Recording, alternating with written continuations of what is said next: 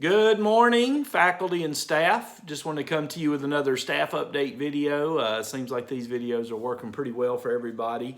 Everybody's liking them pretty well. Got a little special guest here with me. We're hanging out over at his house today. So he wanted to come on and say hello to everybody and give them a big smile. Maybe not like that. All right, anyway, move along. On to some staff updates. All right. Just a few things, and these are kind of random. I'm going to run through them randomly. If you're running across any student who's having technology issues, make sure, one, that they're filling out the student help desk. That's really important. But also, we are going to start on this Thursday.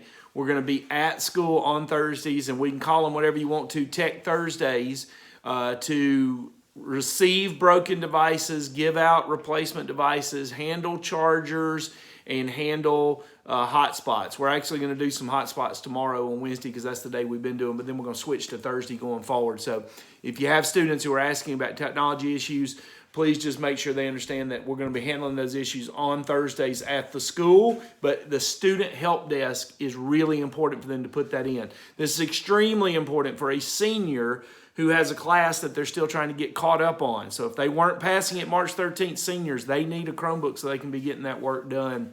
That's really important. All right, the student help form. So the student help desk is for technology issue. Our student help form is a great form to fill out if you're needing help with a student in any way, shape, form, or fashion. Can't get a hold of them, they've ghosted you, whatever it is, use that form. The APs are splitting it up by alphabet and working on those either themselves or farming those out to people like Ms. Ponce and other people, depending on the student, and trying to get a hold of them for you. So use that form if you need help. All right. I need to know, do we have any seniors who you know of for sure that need a computer charger or don't have internet access? That's really important. The district is very, very on edge about getting these seniors caught up. So if you know of a senior who has a device that's not working, needs internet access, needs a charger, anything like that, please let us know and we'll work on those seniors right away.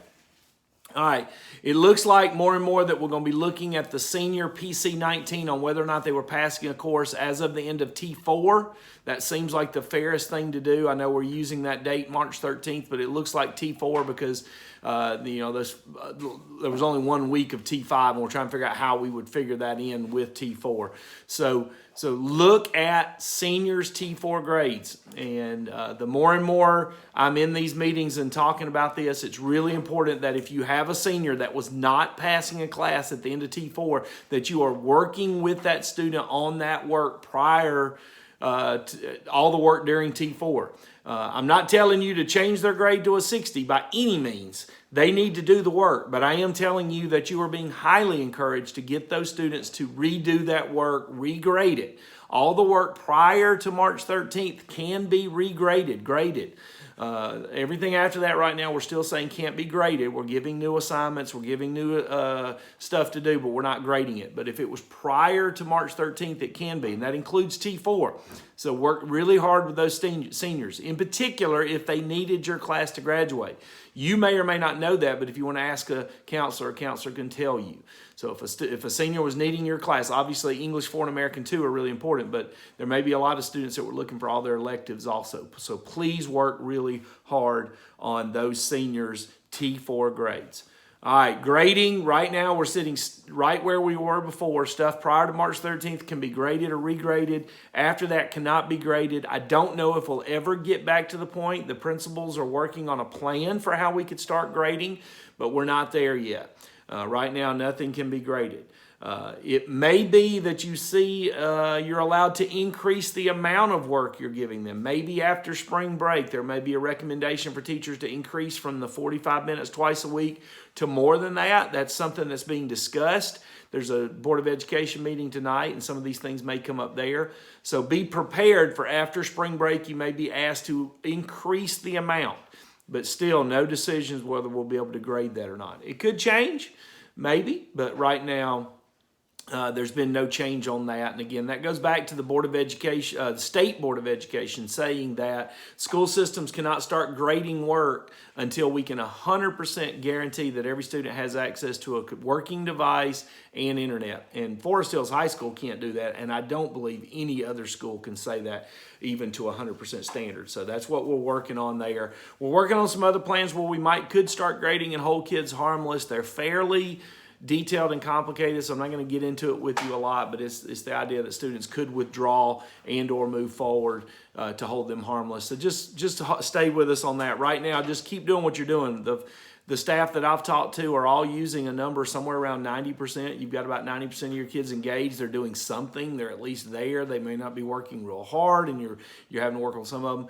That's good numbers. So I'm excited about that. Even seniors. I mean, no matter what happens with this grading decision and the PC-19 codes versus the WC-19 codes, no matter what happens with those, we're going to continue to provide work to students as we've talked about. So the constraints that we're placing on you right now, 2 times a week, 45 minutes per class, is creating some negativity among some parents and students. I don't know how many of your parents and students are really complaining, but in some places in the county, they're really complaining that we need to move on, that kids are going to lose out. And I understand that, and that those constraints may be lifted. I don't think they'll ever be lifted completely to where you can just assign as much as you want to.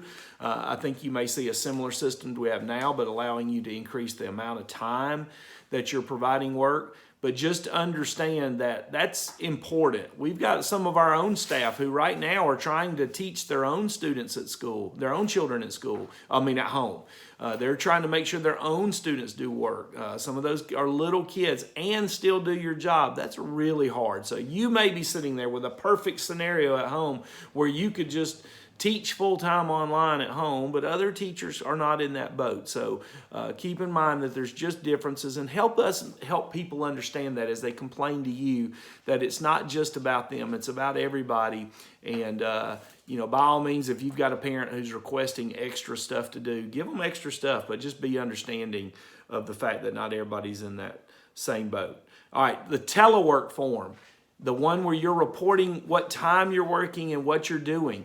That's really important that you're doing that every day on the day. So some of you are waiting and putting it in multiple days at a time much later. That's throwing Ms. Wallace off from a payroll standpoint. So please try to daily fill out the telework form and keep that updated. Really, really important. We got some of you who haven't put it in for a while. Ms. Wallace is going to be contacting some of you and letting you know that, but this is how she's governing payroll. So if you want to get paid, you got to fill out the telework reporting form, okay? And that's been located in several places. Email me or call me and I'll get it to you. All right, the calendar, as we've talked about, it looks like we're going to follow the calendar as scheduled. Thursday is an optional teacher work day. In the world of telework, there's not a lot of difference in an optional teacher work day and a regular work day. So my advice to you would be to fill out the telework form on Thursday. Don't use an annual leave day for that. Obviously, that means you're going to be doing some things and you'll be reporting that, but that would be my advice to you. Friday is a holiday, and next week is spring break. We'll handle that from a payroll standpoint the way we always do. So not a lot of options. Those are all built into the calendar from a payroll standpoint. All right. Call a colleague. Have you called and talked to anybody in your department or somebody you're close to on staff? I know many of you have been in Google Meets and different things. That's fine, but call a colleague. Call somebody maybe that you haven't talked to in a while and keep that connection between them going, between y'all going. I've been trying to call many of you. I'm getting around to some of you. I haven't gotten a hold of you yet. So call a colleague and talk to them for a few minutes. Brighten their day. All right, spring break, I just said that is next week. One of the things that teachers have asked is that parents and students are requesting that work continue to be dropped during spring break next week, and I am fine with that. You just need to make sure you label it spring break optional work. I know that's a little bit tongue-in-cheek because everything's been optional up to this point, but if you want to drop work to your students during spring break next week to keep them busy because they're craving that, by all means do that, but just please make sure they know that you know it's spring break and that not everybody will be available at the same rate during spring break or wants to be available at the same rate during spring break. If you don't want to do that because that's too much for you to worry about, then don't do it. But if you want to do that, by all means do it, and then don't look at it until we come back from spring break. You can ignore it during the week, but it just gives kids something to do if you want to do that. Okay. And again, I've already said after spring break, we are anticipating a possibility that some of the constraints we're under now will be lifted, mainly in the idea that possibly an increase from the 45 minutes, maybe to like 90 minutes. I'm just kind of giving you a little insight in some meetings I've been in. Could possibly be a doubling of the amount of work per week, but still sticking with that Monday, Wednesday, Tuesday, Thursday, Friday office hours kind of flow. Be prepared for that.